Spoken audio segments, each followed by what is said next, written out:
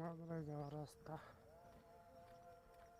প্রতিদিনই যাই যে মাদ্রা মেশিন দেখলে কেবো যে এটা বিল্ডিং উঠাইব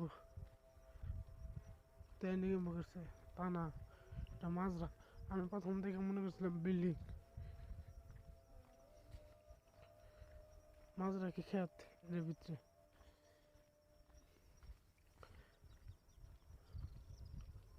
জমি এমনি কিছু না, শাকসবজি আবাদ করা, ওই যে কফি বেগুন আবি যাবি আবাদ করার নিয়ে এর মধ্যে আবাদ করি। এই যে পাহাড় কেটে রাস্তা,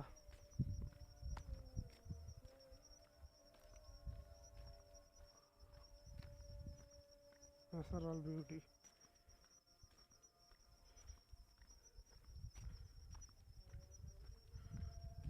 এই যে রাস্তা,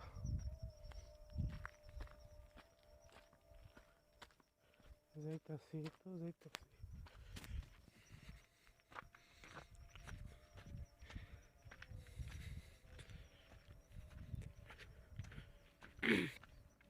এখানে ছাগল পালে, এখানে আমার ছাগল নেই অবশ্য, বিশাল আছে সব।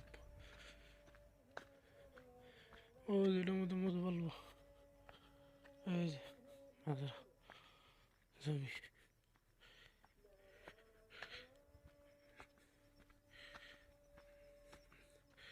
দেখলাম এটা বিল্ডিং উঠাইব তার নিয়ম মনে রাখছে, আসলে তা না।